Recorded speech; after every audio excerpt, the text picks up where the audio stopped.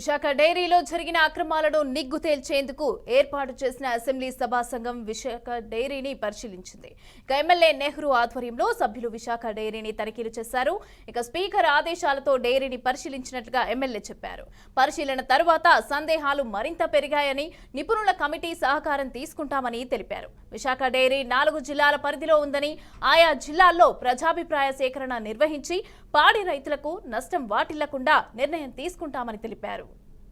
Visakha dairy ఏర్పడ్డ దగ్గర నుంచి ఇవాళ వరకు కూడా 3 అంచెలుగా మార్పులు చెందింది. ఇవాళ ఒక రకంగా మనం నిక్కచ్చిగా మాట్లాడుకోవాలనుకుంటే ఇది ప్రైవేట్ పరమే కాబట్టి దాని మీద పూర్తి స్థాయిలో ఆడిటింగ్ జరుగుతుంది. టెక్నికాలిటీస్ కూడా చూడడానికి కంపెనీ యాక్ట్ని ఇటు సొసైటీ యాక్ట్ని రెండింటినీ అనుభవం ఉన్నటువంటి వ్యక్తులను కూడా ఇందులో పెట్టడం జరుగుతుంది. వాళ్ళకి స్పెషల్ కమిటీ ఉండదు, మాతో పాటే వాళ్ళు కూడా రావడం జరుగుతుంది.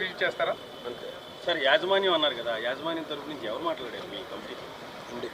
ఎండి మాట్లాడేది, చైర్మన్ లేరు, ఎక్కడికో దుబాయ్ వెళ్ళారు అన్నారు.